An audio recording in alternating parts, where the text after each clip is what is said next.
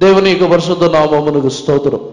మొట్టమొదటిగా ఈ హానోకుని గురించి ధ్యానించినట్లయితే ఆదికాండములో హానోకు తాను ఏ విధముగా జీవించి ఉన్నాడు అని ధ్యానించినట్లయితే హానోకు యొక్క మొదటి స్వభావము దేవునితో నడుచుట. వేరే విధముగా చెప్పాలంటే దేవునితో సంచరించి దేవునితోనే జీవించుచున్న అనుభవం గలవాడు. రెండవదిగా ఈ హానోకు యొక్క జీవితంలో చూసినట్లయితే తనలో తాను విశ్వాసం గలవాడు. హెబ్రీయులకు రాసిన పత్రికలో చదివినప్పుడు విశ్వాసముని బట్టి హానోకు అని రాయబడి ఉన్నది. అంటే ఈ హానోకులో తాను మనస్సాక్షి కాలములో జీవించిన వాడైనను తనలో ఒక విశ్వాసము గలదు. దేవునికి పరిశుద్ధ నామమునకు స్తోత్రం. మూడవదిగా ఈ హానోకు యేసు ప్రభుని గురించి వచ్చుచున్న తీర్పుని గురించి ప్రవచనములని ప్రవచించుచున్నవాడు. దేవునికి పరిశుద్ధ నామమునకు స్తోత్రం. మరొక విధముగా చెప్పాలంటే రాబోచున్న తీర్పుని గురించిన దర్శనము గలవాడు. దేవునికి పరిశుద్ధ నామమునకు స్తోత్రం. ఈ హానోకు యొక్క జీవితములో ఈ హానోకు అంతకు ముందున్న వారిని బట్టియో వేరే ఎవరో తన్ను ప్రోత్సాహపరిచి వేరే ఎవరో నడిపించి ఉన్నారు కాబట్టి ఇటువంటి జీవితముని చేయలేదు. హానోకు యొక్క చరిత్రను చూసినట్లయితే హానోకు కయ్యూని యొక్క కుమారుడు. దేవునికి పరిశుద్ధ నామమునకు స్తోత్రం. ఈ వాక్యములు అన్నిటినీ ధ్యానించి చూసినప్పుడు ఇక్కడ హానోకు యొక్క జీవితం మార్చబడుటకు ఏ విధమైన ఆధారము లేదు. హానోకు యొక్క జీవితము దేవునికి ఇష్టముగా ఉండుటకు ఎంత మాత్రమును ఏ మార్గములు లేవు. కానీ ఇక్కడ హానోకు యొక్క జీవితము మార్చబడి ఉన్నది. దేవునికి పరిశుద్ధ నామమునకు స్తోత్రం. రెండవదిగా ఏలియాని గురించి మనము ధ్యానించినట్లయితే ఈ ఏలియా ఎటువంటి స్వభావము గలవాడు, ఏలియాలో ఎటువంటి వైరాగ్యము గలదని మనము ధ్యానించినట్లయితే మొట్టమొదటిగా ఏలియా రాజుల కాలములో దేవుడు చెప్పుచున్న మాటలని ధైర్యముగా రాజులకు ప్రకటించువాడు. దేవునికి పరిశుద్ధ నామమునకు స్తోత్రం. రెండవదిగా ఈ ఏలియా తన యొక్క జీవితంలో విగ్రహములని నమస్కరించుచున్న వారిని ఎంత మాత్రమును సహించగా వారిని నశింపజేసిన వాడు. మూడవదిగా చూసినట్లయితే ఈ ఏలియా తాను జనుల యొక్క కష్టములని చూసి జనుల నిమిత్తము దేవునితో విజ్ఞాపన చేసి జనుల యొక్క ఆశీర్వాదముల నిమిత్తము దేవుని యొక్క వేడుకొనుచున్నవాడు. దేవుని యొక్క పరిశుద్ధ నామమునకు స్తోత్రం. అన్నిటికంటే విశేషముగా ఈ ఏలియా దేవుని ఆత్మతో నుండి దేవుని ఆత్మతో నడిపించబడుచున్నవాడు. దేవుని యొక్క పరిశుద్ధ నామమునకు స్తోత్రం. ఈ విధముగా వీరిరువురిని గురించి అనేక కార్యములని మనము ధ్యానించుచున్నాము. మొట్టమొదటిగా ఆదికాండములో మనం వచ్చినట్లయితే హానోకుని గురించి చదువుతున్నప్పుడు హానోకు యొక్క జీవితం ఎటువంటిదని మనం చదువుతున్నాము. చదవండి. ఆదికాండము 5వ అధ్యాయము 24వ వాక్యం నుండి చదువు. హానోకు దేవునితో నడిచిన తరువాత దేవుడు అతన్ని తీసుకొని పోయెను గనుక అతడు లేకపోయెను. దేవుని యొక్క పరిశుద్ధ నామమునకు స్తోత్రం. ఇంగ్లీష్ లో And Enoch walked with God and he was not, for God took him.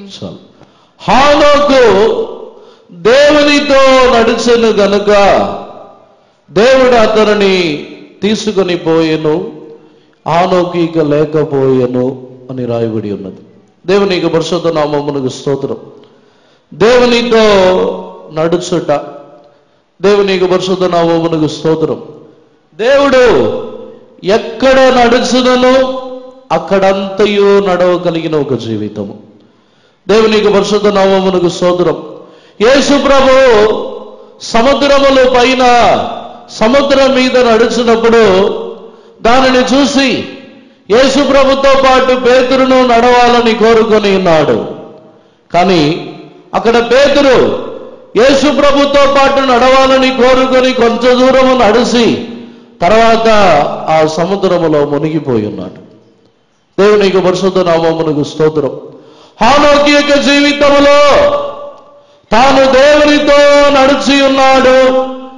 ఏ విధముగా నడిచి ఉన్నాడని ధ్యానించినట్లయితే, పేతురు తన్ను చుట్టున్న అలలు, గాలి, తుఫాను వీటిని చూచుచున్న ప్రకారముగా హానోకు యొక్క జీవితంలో తన్ను చుట్టున్న శోధనలు, తనకు విరోధమైన కార్యములన్నిటినీ చూసి అలవాటు హానోకులో లేవు.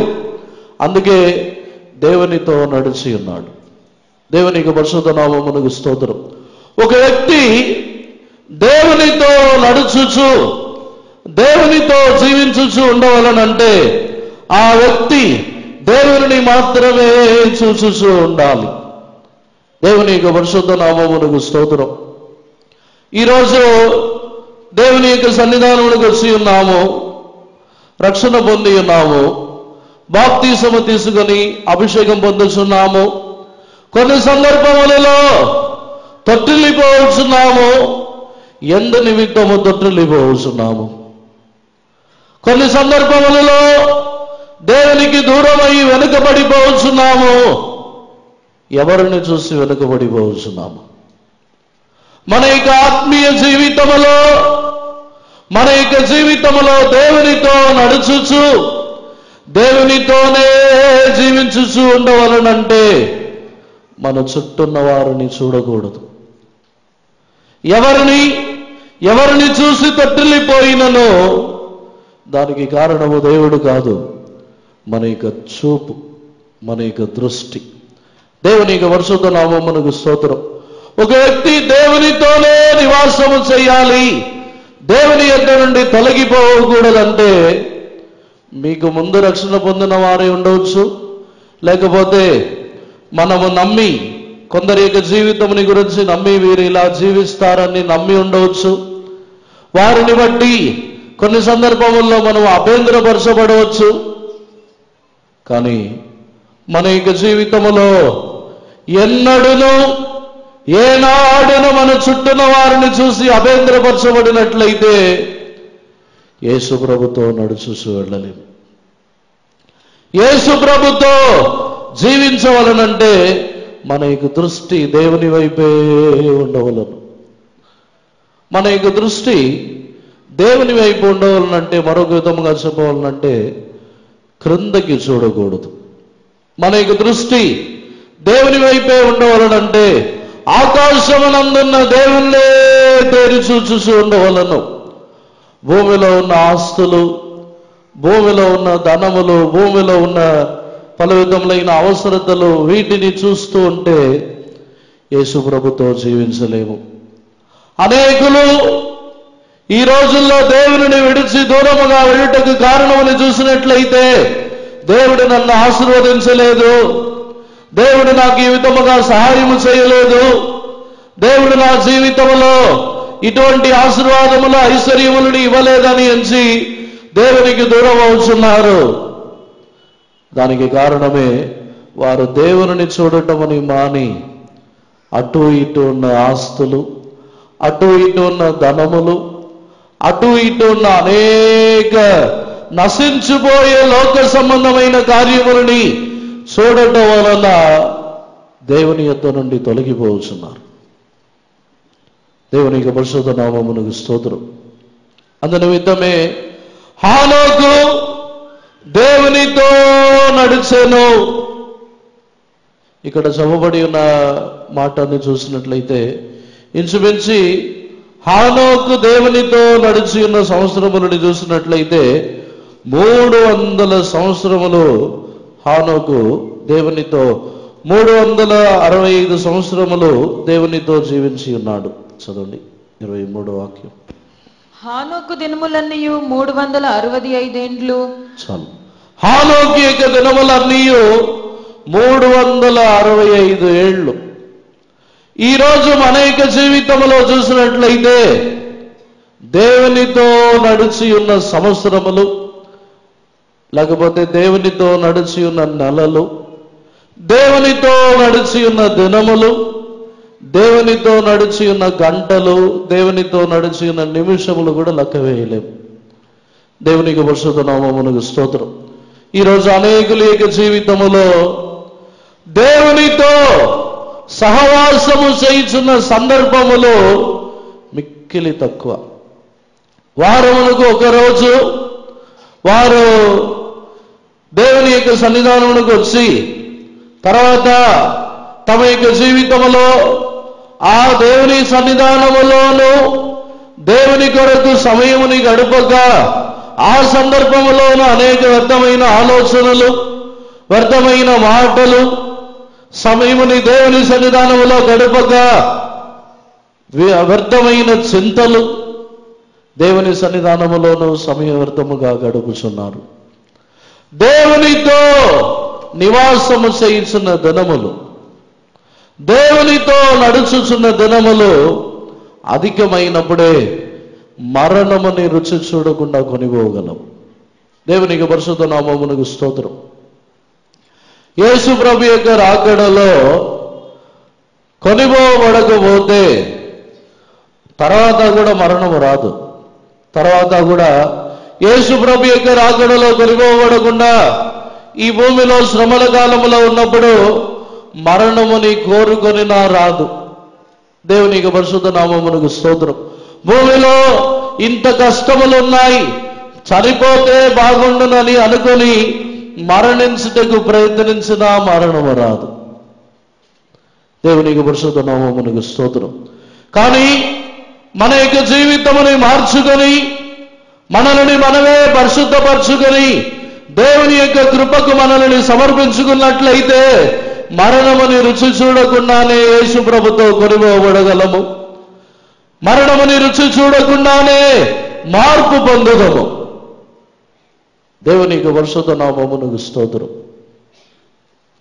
ఈరోజు మన యొక్క జీవితము దేవునితో నడుచుచున్న అనుభవముగా మారాలి. దేవునితో నడవలనంటే ఆయనతోనే ఉండవలను. మన యొక్క కష్టములలో దేవునితోనే ఉండవలను. మన యొక్క జీవితములో ఏ శోధనలు పోరాటములు వచ్చినను దేవుని యొద్దకే రావలను. దేవునితోనే ఉండవలను. ఏనాడును తొలగిపోకూడదు. మన యొక్క జీవితంలో కొన్ని సందర్భములలో కొన్ని పాపములు, కొన్ని విధములైన ఆశలు కలిగినప్పుడు మనుషుల వైపు మన యొక్క మనసు మారిపోయి దేవుని యొద్ద నుండి దూరం అవుతున్నది. దేవునికి భయపడి దేవునితో ఉండటముని మానివేసి ఇప్పుడు మనుషుల వైపు ఆకర్షింపబడి మన యొక్క మనస్సు మారిపోతున్నది. ఆ విధముగా ఉన్నట్లయితే మరణముని చూడకుండా ఎలా కొనిపోబడగలము? దేవునికి పరిశుద్ధ నామమునకు స్తోత్రం.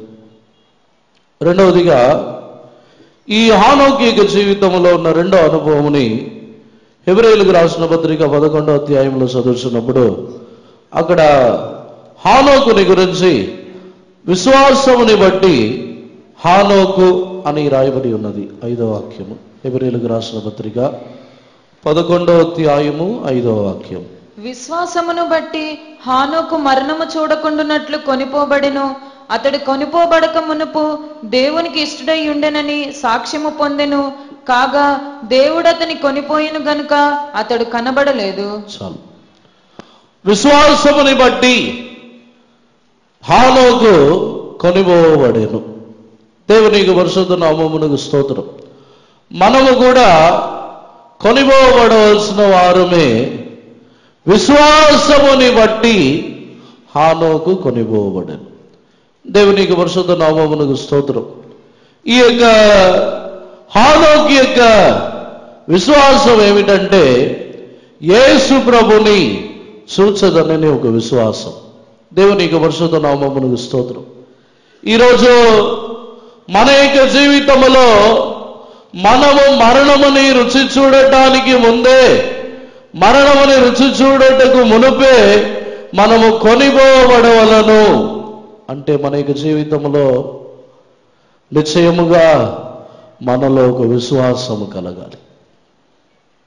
మన యొక్క ఆత్మీయ జీవితంలో ఒక గొప్ప విశ్వాసము కలిగి ఉండవలను.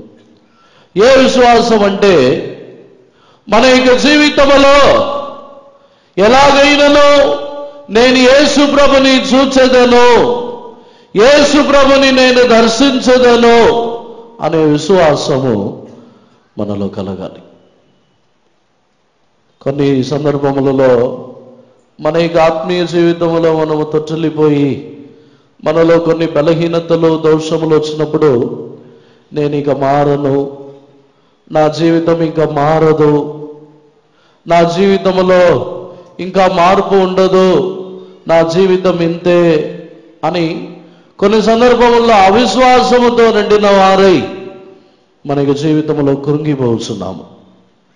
ఒక వ్యక్తి దేవునితో కొనిపోబడవలనంటే తన యొక్క సొంత జీవితముని గురించిన ఒక విశ్వాసం ఉండాలి.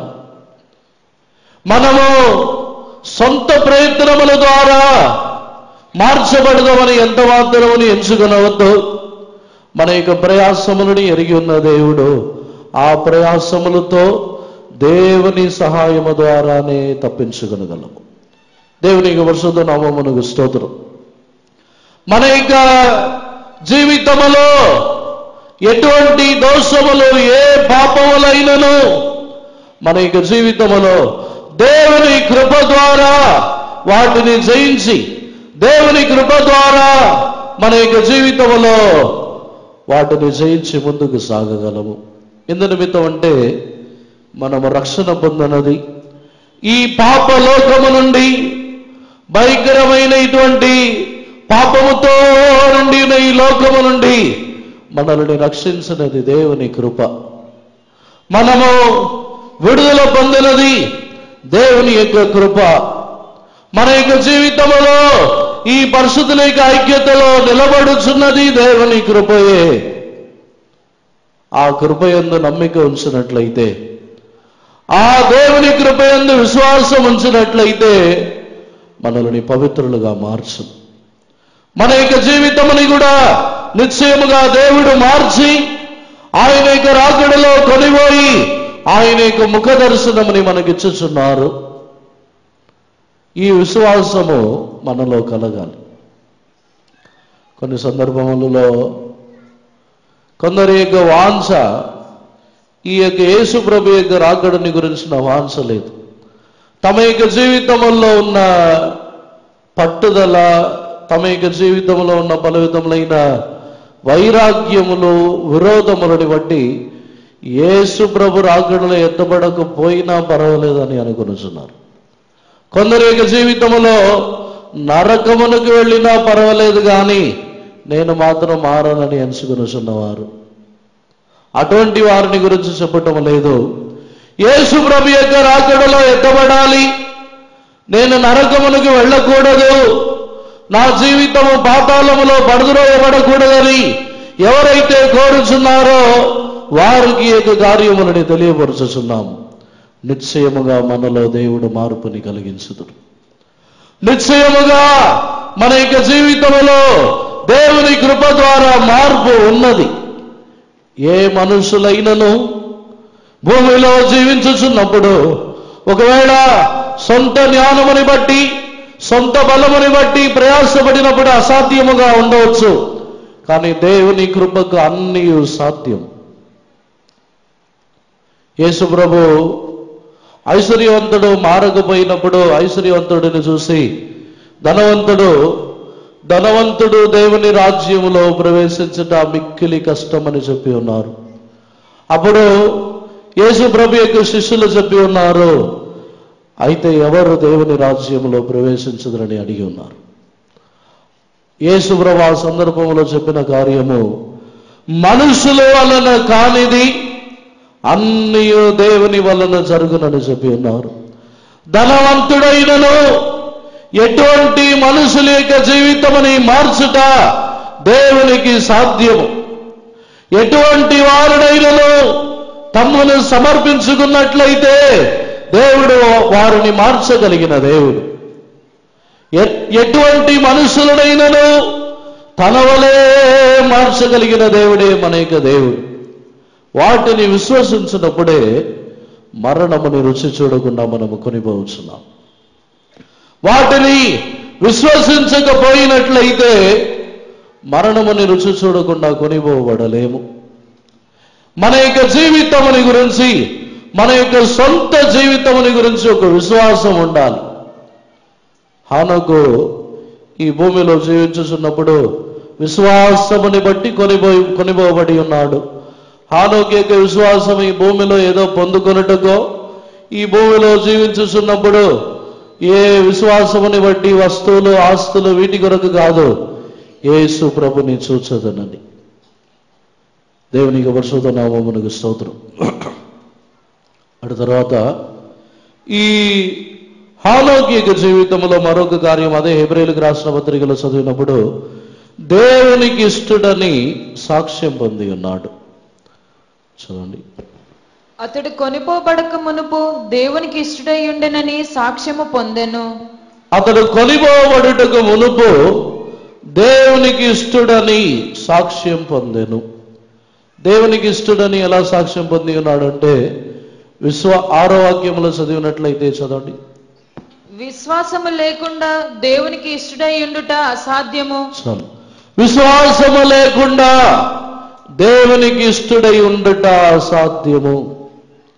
దేవుని యొక్క పరిశుద్ధ నామమునకు స్తోత్రం. దేవుని ప్రీతిపరచుటకు ఎన్ని విధములైన కానుకలు, దగన బలులు, ఏ కార్యములని అర్పించుదనో అవి ఏది దేవునికి ఇష్టమైనది కాదు. విశ్వాసం. మనము ఏ కార్యములలో దేవునికి విశ్వాసముతో, దేవుని యందలి విశ్వాసముతో ఉన్నామో వాటిని బట్టి దేవునికి మనం ఇష్టలుగా మారుస్తున్నాము. మన యొక్క వ్యాధి సమయములలో విశ్వాసముతో ఉన్నామా? మన యొక్క కష్టములలో, అవసరతల నిమిత్తము విశ్వాసముతో ఉన్నామా? మన యొక్క జీవితములో మనము దేవుని యొద్ద నుండి మనం పొందుతున్న కార్యముల కొరకు విశ్వాసముతో ఉన్నామా? ఇతరుల యొక్క జీవితముని బట్టి వారి యొక్క మార్పు విషయమై విశ్వాసముతో కనిపెట్టుచున్నామా? ఇతరుల యొక్క జీవితంలో పాప దోషములను చూసి వారు మార్చబడుదరని నమ్మకము లేకుండా వేరే దృష్టితో చూసేవారును దేవునికి ఇష్టము లేని వారే. దేవునికి సన్నిధానములో దేవునికి ఇష్టమైన వారుగా మార్చబడుట అనేది విశ్వాసముతో కూడినది. అన్ని విషయములలో ఎవరైతే విశ్వాసముతో ఉన్నారో వారే దేవునికి ఇష్టలు. దేవునికి పరిశుద్ధ నామమునకు స్తోత్రం. తర్వాత ఈ హానోకు యొక్క జీవితంలో తాను దేవుని గురించిన దర్శనము కలిగిన వాడు. యూదా పత్రికలో 14వ వాక్యములో చదివినప్పుడు తీర్పుని గురించి తాను చెప్పినాడు. చదవండి. యూదా పత్రిక 14వ వాక్యం. ఆదాము మొదలుకొని 7వ వాడైన హానోకు కూడా వీరిని గూర్చి ప్రవచించి ఇట్లనెను, ఇదిగో అందరికిని తీర్పు తీర్చుటకును వారిలో భక్తిహీనులందరూ భక్తిహీనముగా చేసిన వారి భక్తిహీన క్రియలన్నిటిని గూర్చియు భక్తిహీనులైన పాపులు తనకు విరోధముగా చెప్పిన కఠినమైన మాటలన్నిటిని గూర్చియు వారిని ఒప్పించుటకును ప్రభువు తన వేవేల పరిశుద్ధుల పరివారముతో వచ్చెను. దేవుని యొక్క పరిశుద్ధ నామమునకు స్తోత్రం. హానోకు చెప్పి ఉన్న కార్యము ప్రభువు ఇటువంటి వారిని శిక్షించుటకు వేవేల దూతలతో పరివారముతో వచ్చుదరని ముందుగానే ప్రవచించి ఉన్నాడు. దేవుని యొక్క పరిశుద్ధ నామమునకు స్తోత్రం. దీనిని బట్టి చూసినట్లయితే హానోకు యొక్క జీవితంలో ఎటువంటి జీవితము చేయవారికి ఎటువంటి తీర్పు ఇచ్చుదురని ఒక దర్శనము హానోకులో కలదు. దేవునికి పరిశుద్ధ నామమునకు స్తోత్రం. ఈ భూమిలో జీవించుచున్నప్పుడు మన యొక్క హోదా, మన యొక్క మర్యాదలు, మన యొక్క గొప్పతనములు, వీటి కొరకు దేవుని రాజ్యమే వద్దనుకొనుచున్న వారు ఉన్నారు. కొందరి జీవితంలో ఈగో, నేను తగ్గాలా, నేనెందుకు తగ్గాలి, వారే తగ్గవచ్చు కదా అని. దేవునికి పరిశుద్ధ నామమునకు స్తోత్రం. ఇటువంటి ఈ వాక్యములని బట్టి చూసినట్లయితే హానోకు యొక్క జీవితంలో తీర్పుని గురించిన దర్శనము గలవాడు. ఒక వ్యక్తి దేవుని యొక్క తీర్పుని గురించిన దర్శనము కలిగి ఉన్నట్లయితే వారు తమ్మును తామే తగ్గించుకొనుచున్నారు. తమ్మును తామే తగ్గించుకొనుటకు వారు పెద్దవారా, వారు ఎంత గొప్పవారు, ఎంత చిన్నవారనే దృష్టి వారిలో ఉండదు.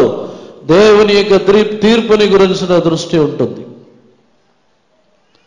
ఈరోజు దేవుని సన్నిధానములో నిజముగా యేసు ప్రభు యొక్క రాకడలో మనం మరణముని రుచి చూడకుండానే యేసు ప్రభు యొక్క రాకడలో కొనిపోబడవలనని వాంఛ ఉన్నట్లయితే మనల్ని మనమే తగ్గించుకునవలను.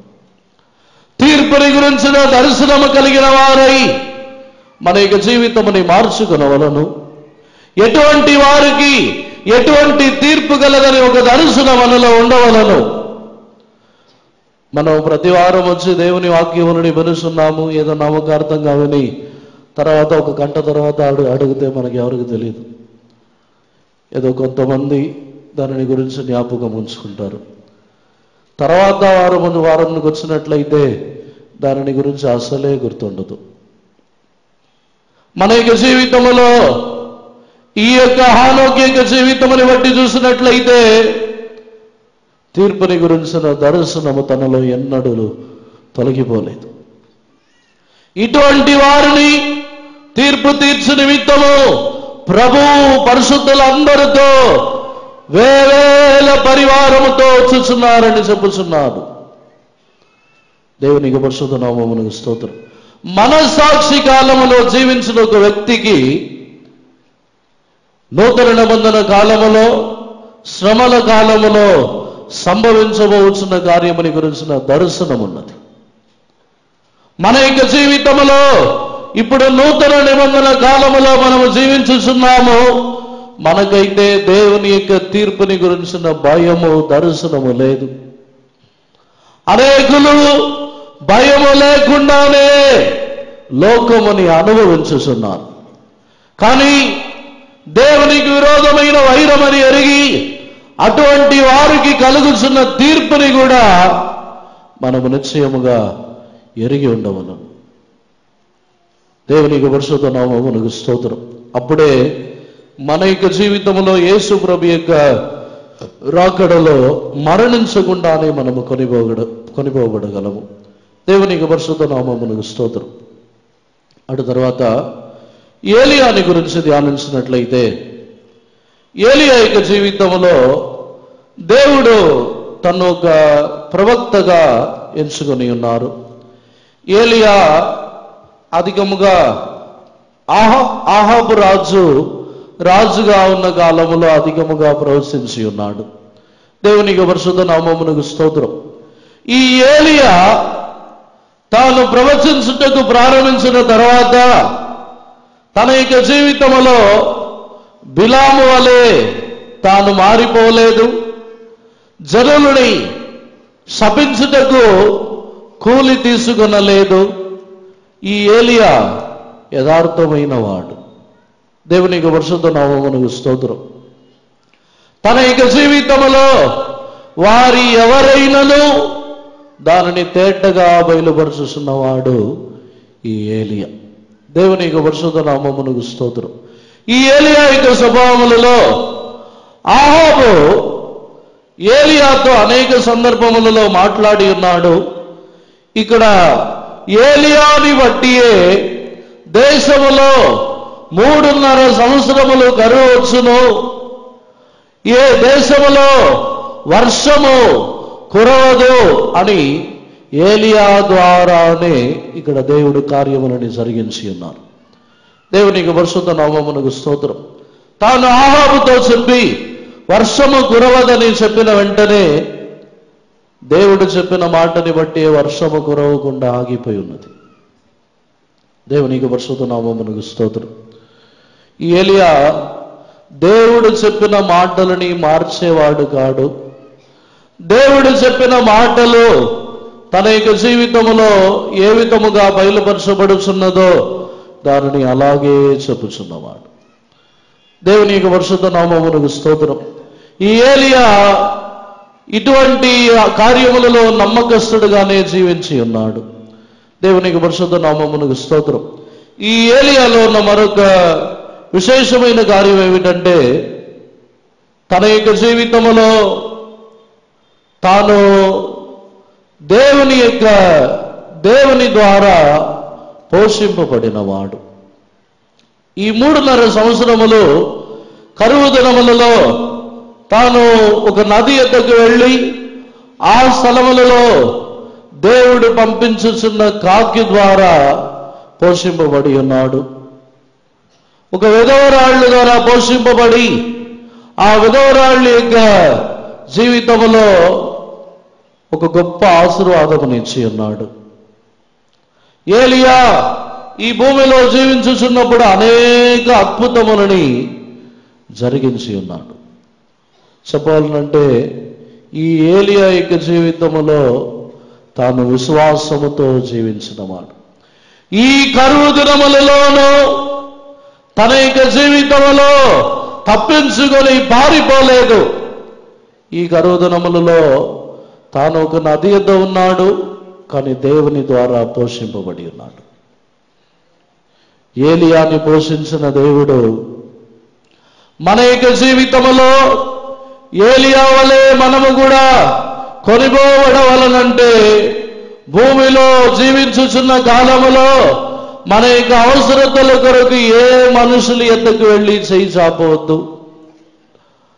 మన యొక్క అవసరతలు ఆకలిని తీర్చుకొనుటకు అప్పు పుచ్చుకొనవద్దు. మన యొక్క జీవితంలో మనలో మన యొక్క అవసరతలు తీర్చబడి నిమిత్తము ఎవరు ఏ మనుషులు ఎద్దకైనా వెళ్ళినట్లయితే మనము కొనిపోబడలేము. అప్పుతో ఉన్నవారు ఎవరును కొనిపోబడలేరు. యేసుప్రభు యొక్క రాకడలో అప్పుతో ఉన్నవారు ఎవ్వరిని యేసుప్రభు రాకడలో ఎత్తబడలేరు. ఒకవేళ మన యొక్క జీవితంలో మన యొక్క ఆకలి తీరకుండా మన యొక్క జీవితంలో పస్తులతో ఏ అవసరతలు తీర్చబడకుండానే ఉండవచ్చు. అయినను దేవుని కొరకే ఎదురు చూస్తూ ఉండాలి. దేవుడు నిశ్చయముగా ఆకలిని తీర్చుదురు. దేవుని కొరకు ఎదురు చూస్తూ ఉన్నప్పుడు మన యొక్క అవసరతలు నిశ్చయముగా తీర్చబడును. దానిలో ఏమాత్రమును సందేహము లేదు. కానీ మనమే తొందరపడి మనకు ఒక సమయముని నిర్ణయించుకొని వాటి ఆ కాలమునకు ముందే జరగాలని కోరుకొని ప్రయాసపడుచున్నాము. కానీ దేవుడు నియమించిన కాలం వరకు మనము కనిపెట్టడం లేదు. దేవునికి పరిశుద్ధ నామమునకు స్తోత్రం. దేవుని యొక్క కాలం వరకు కనిపెట్టినట్లయితే అన్నీ దేవుని ద్వారా సకాలములో అన్నీ చక్కగా నెరవేర్చబడును. దేవునికి పరిశుద్ధ నామమునకు స్తోత్రం. అందునిమిత్తమే మన యొక్క ఆత్మీయ జీవితంలో మన యొక్క అవసరతల కొరకు ఎవరిని అడగవద్దు. ఏ మనుషుల యొద్దకు వెళ్ళి చేయి చాపి అప్పు పుచ్చుకొనవద్దు. దేవుని సన్నిధానంలో అప్పు తీసుకొనుచున్న వారు మాత్రమే కాదు, అప్పు ఇచ్చుచున్నవారు మనపూర్వకముగా ఇచ్చినట్లయితే దేవుడు ఆశీర్వదించుదురు. కానీ వడ్డీకి ఇచ్చి మరలా వడ్డీని తీసుకున్న వారిని పీడించి వడ్డీ తీసుకుంటే దేవుని యొక్క రాకడలో నిశ్చయముగా ఎత్తబడలేరు. యేసు ప్రభు యొక్క రాకడలో ఎంత ప్రయాసపడినా కనబడలేరు. దేవునికి పరిశుద్ధ నామమునకు స్తోత్రం. దేవుని సన్నిధానములో ఉన్న మన యొక్క జీవితంలో దేవుని యందలి విశ్వాసముతో ఉండవలెను.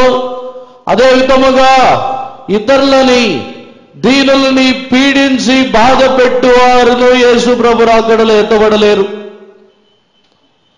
దేవునికి పరిశుద్ధ నామమునకు స్తోత్రం. మన యొక్క జీవితంలో ఈ యొక్క మరణముని సంధించుటకు మునుపే యేసు ప్రభు యొక్క రాకడలో ఎత్తబడవలనంటే ఏలియావలే పోషింపబడాలి, దేవుని ద్వారానే పోషింపబడాలి. ఇల్లు కట్టుకొనుటకు దేనికినూ అప్పు చేయుటకు ప్రయాసపడవద్దు. ఒకవేళ ఇల్లు లేకపోయినా పర్వాలేదు, యేసు ప్రభు రాకడలో ఎత్తబడవచ్చు. భూమిలో ఇల్లుండి అన్ని విధములైన ఇళ్ళని సంపాదించుకుని అన్ని ఉండి యేసు ప్రభు యొక్క రాకడలో ఎత్తబడకపోతే ప్రయోజనం లేదు. దేవునికి పరిశుద్ధ నామమునకు స్తోత్రం. అందునిమిత్తమే భూమిలో జీవించుచున్న కాలములో యేసు ప్రభు యొక్క రాకడనే మనము జ్ఞాపకం చేసుకునవలెను. మన యొక్క జీవితంలో, ఏలియా యొక్క జీవితంలో మరొక కార్యమును చూసినట్లయితే, ఈ ఏలియా తానే వర్షము కురవకుండా ఉండుటకు ప్రార్థించి ఉన్నాడు. కానీ అదే ఏలియా వర్షము కురువుటకును శ్రద్ధతో, ఆసక్తితో ప్రార్థించి ఉన్నాడు. ఈ ఏలియా జనులని గురించిన ఒక జాలి గలవాడు. తాను మాత్రమే పోషింపబడుచున్నాడు కాబట్టి మౌనముగా ఉండలేదు. వారి యొక్క జీవితంలో కరువు ఎంత నిమిత్తం వచ్చి ఉన్నదో వాటిని తెలుసుకొని ఆ దేశములో కరువు లేకుండా పోవుటకు ఆ దేశములో విగ్రహారాధనని చేయుచున్న వారిని నశింపజేసి ఉన్నాడు. బయలు ప్రవక్తలందరినీ నశింపజేసి దేవుని యొద్ద వేడుకొని ఉన్నాడు. మనము కూడా యేసు ప్రభు యొక్క రాకడలో ఎత్తబడవలనంటే మన యొక్క జీవితంలో ఆశీర్వదింపబడవలనని కాదు, కానీ ఆశీర్వాదం పొందకుండా ఉండుటకు మనలో ఉన్న ఆటంకములు ఏమిటో వాటిని ముందుగా తొలగించవలను. మన యొక్క జీవితంలో ఈ బయలు ప్రవక్తలు ఎవరును మన యొక్క జీవితంలో ఉండకూడదు. మన యొక్క ఆత్మీయ జీవితంలో విగ్రహములని నమస్కరించుటకు ప్రేరేపించుచున్న వారు ఉండకూడదు. దేవుని సన్నిధానంలో ఉన్న మనలో విగ్రహములని నమస్కరించడం మాత్రమే కాదు, విగ్రహములని నమస్కరించు వారితో కలిసి వారు చేయుచున్న కార్యములన్నిటినీ చేసినను మనము కొనిపోబడలేము. ఏలియా తాను దేవునితో ఆకాశమునకు కొనిపోబడి ఉన్నాడు. తనలో విగ్రహములని సహించని వాడు, దేవుని యొక్క అగ్ని, దేవుని యొక్క అభిషేకమునందు నమ్మకము కలిగిన వాడు. అనేకులు ఏక దినములలో అభిషేకముని నమ్మటము లేదు. ఏలియా తనకు కలిగి ఉన్న అభిషేకముని బట్టి తాను ప్రార్థించినప్పుడు ఒక అగ్ని దిగి ఆ బలులన్నిటినీ నాకివేసి ఉన్నది. వాటిలో ఆ దినమే బయలు ప్రవక్తలందరూ నశింపచేయబడి ఉన్నారు. మనలో దాగి ఉన్న ఈ విగ్రహములకు సంబంధమైన కార్యములన్నీ మనలో నశింపచేయబడవలనంటే దేవుని శక్తి మనలో కుమ్మరించబడాలి. దేవుని శక్తి ఆ బలిని నాకివేసినట్లు మనలో ఆ దేవుని శక్తి కుమ్మరించబడి క్రియ జరగాలి. అప్పుడే మనలో ఉన్న విగ్రహములు తొలగిపోవును. మన యొక్క ఆత్మీయ జీవితంలో మన వైరాగ్యంతో, మన ఆసక్తితో వారందరినీ నశింప చేయగలము. ఈరోజు మనలో, మన యొక్క జీవితంలో ఒక శక్తి మనలో కుమ్మరించబడాలి. ఏలియా తాను ఆరోహణమైపోవుటకు మునుపు దేవుని అభిషేకము, దేవుని ఆత్మ నన్ను ప్రేరేపించుచున్నదని చెప్పి ఆ ప్రేరేపణని బట్టి వెళ్ళి ఉన్నాడు.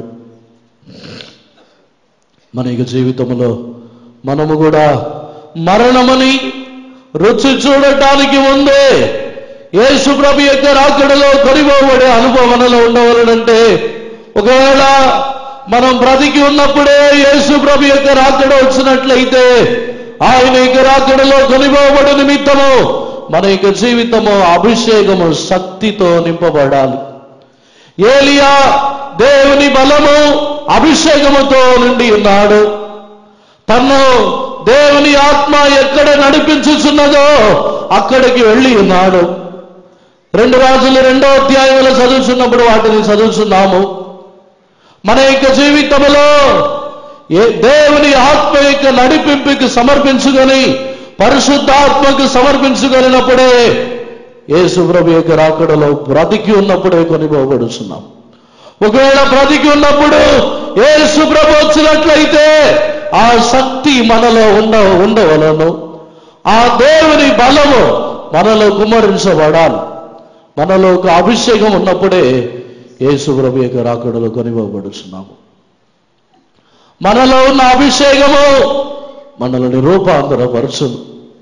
ఏలియాలో ఉన్న అభిషేకము ఏలియాని కొనిపోయి ఉన్నది. అగ్ని వంటి రథములు ఏలియాని కొనిపోయి ఉన్నది. ఈరోజు మనకి జీవితంలో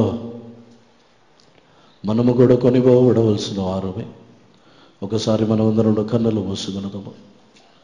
ఎవరెవరు ఒకవేళ మరణించక మునుపే యేసు ప్రభు యొక్క రాకడ వచ్చినట్లయితే నేను యేసు ప్రభు రాకడలో కొనిపోబడాలి అని ఎవరెవరు వాంఛించుచున్నారో అందరిని మోకాల మీద నిలబడి ఒకసారి మన యొక్క జీవితంని సమర్పించుకున్నదము. హానోకు ఏలియాకు మాత్రమే కాదు, నూతన నిబంధన కాలములో జీవించుచున్న మనమును మరణముని రుచి చూడము. మనమందరము నిద్రించము గాని ఒక నిమిషములో ఒక రెప్పపాటున మార్పు పొందుదము. ఆత్మలో ప్రేరేపణ కలిగిన వారు యేసు ప్రభు యొక్క రాకడలో ఎత్తబడేవాళ్ళని వాంఛ కలిగిన వారందరూ మోకాల మీద నిలబడండి. హల్లెలూయా.